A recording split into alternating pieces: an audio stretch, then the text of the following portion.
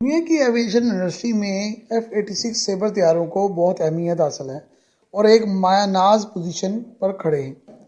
ان طیاروں نے امریکہ اور اس کے اتحادیوں کے لیے بڑی شاندار خدمات سر انجام دی اور ایسے 9,860 طیارے بنائے گئے جو تقریباً دنیا کے 30 ممالک کے زیر استعمال رہے۔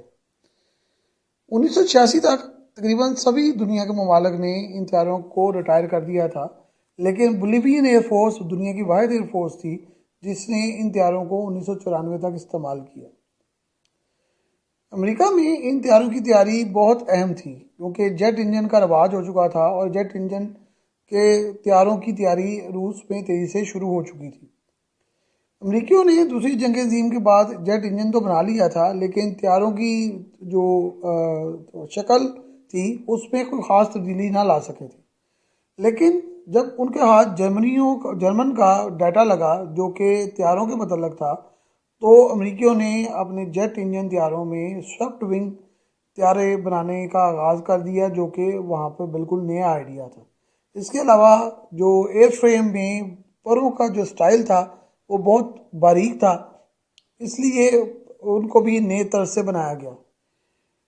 F-86 طیارہ جو ہے وہ اس سارے نئے خیال کا منہ بولتا ثبوت تھا، لیکن امریکی انجینئرز اس خیال سے جو ہے وہ راضی نہ تھے اور انہوں نے اس خیال کو غلط قرار دے دیا تھا۔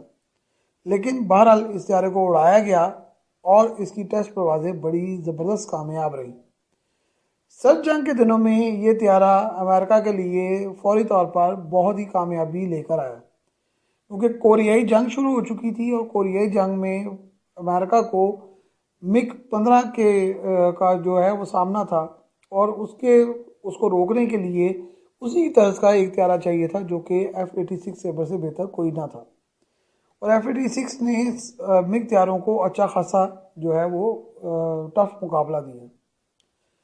پاکستان اور تائیوان دونوں ممالک کو 1954 میں ان طیاروں کو فراہم کیا گیا۔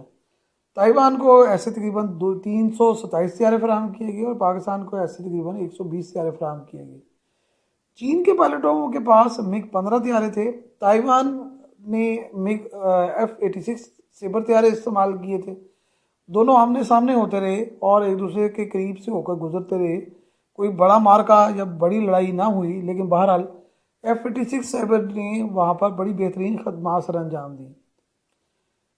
پاک فضائیہ کے پاس F-86 سیبر بہت جدید نوعیت کے طیارے تھے، کیونکہ پاکستان کے پاس اس وقت طیاروں کی بہت ہی شدید کمی تھی، تو پاکستان کو فوری طور پر نئے طیارے چاہیے تھے۔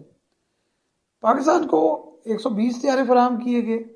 اس کے فوری بعد پاکستان کو F-104 اسٹار فائٹر بھی فراہم کیے گئے۔ یہ دونوں طیارے 1965 کی جنگ میں پاکستان کے پاس تھے۔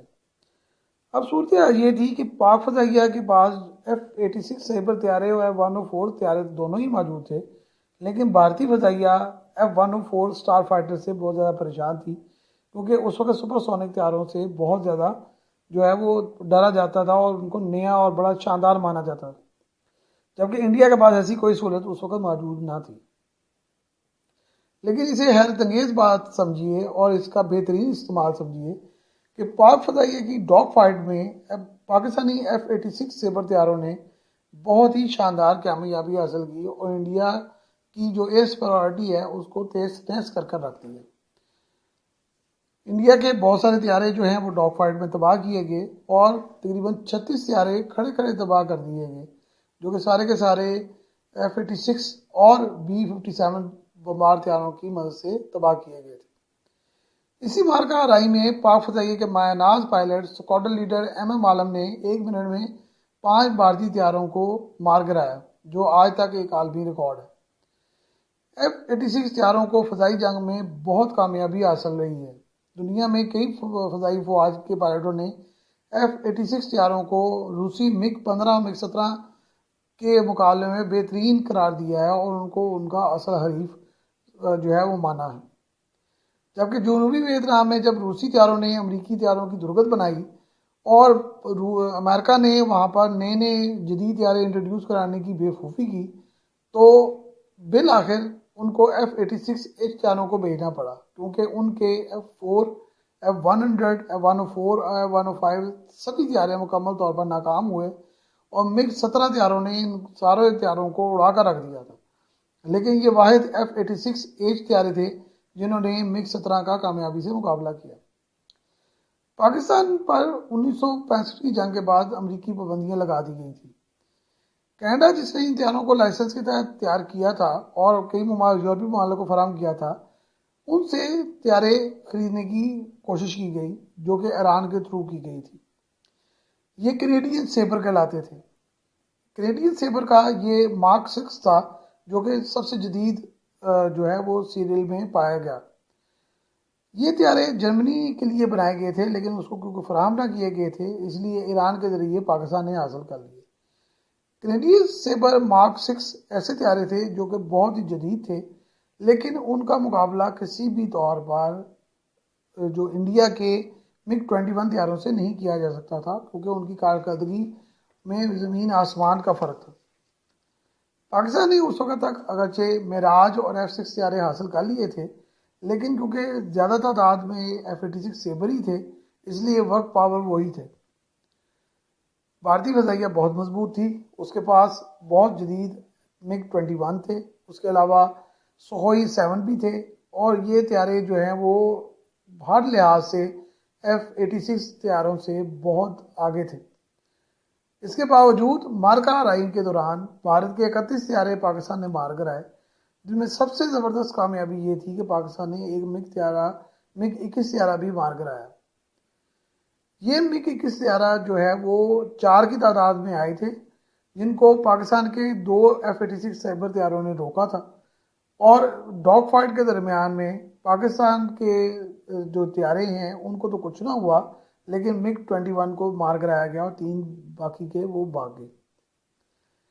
یہ مقابلہ پوری دنیا میں بہت ہی حیرت سے لیا گیا اور اس پر بہت زیادہ بات ہوئی، کیونکہ یہ ممکن ہی نہیں تھا کہ ایک بہت شاندار سپر سونک تیز رفتار MiG-21 کو F-86 کے ہاتھوں رسوائی کا سامنا کرنا پڑے۔ بہرحال پائلٹ کی جو ہے وہ ماہرانہ کارکردگی نے یہاں پر کام کیا، اور یہ بہت بڑی کامیابی پاکستان کے حصے میں آئی، جس نے بھارت پر بھی بہت شدید دباؤ ڈالا۔ فضائی برتری پاکستان کو حاصل رہی، اور جس کا بہت بڑا کریڈٹ جو ہے وہ ان طیاروں کو بھی تھا اور ان کے پائلٹس کو بھی تھا۔ F-86 طیارے دنیا میں بہت زبردست کامیابی جو ہے وہ حاصل کر پائے، اور انہوں نے ہر ملک میں اپنا خاص کردار ادا کیا اور بہت کامیابی حاصل کی۔ ان طیاروں کو ارجنٹائن، بنگلہ دیش، Belgium, Canada, Germany, Colombia, Denmark, Ethiopia, Honduras, Iran, Iraq, Japan, Norway, Pakistan, پیرو، فلپائن، پرتگال، تائیوان، سعودی عربیہ، شمالی افریقہ، جنوبی کوریا، اسپین، تھائی لینڈ، ترکی، تیونس، یونائیٹڈ نیشنز، امریکہ، وینزویلا، یوگوسلاویا اور بولیویا سبھی نے بڑے اچھے طریقے سے استعمال کیا۔ ایسے تقریباً 60 طیارے ابھی بھی جو ہیں وہ کام کرتے ہیں، اور لیکن ان کا سارا کام یہ ہے کہ وہ صرف ایک شوز میں استعمال کیے جاتے ہیں۔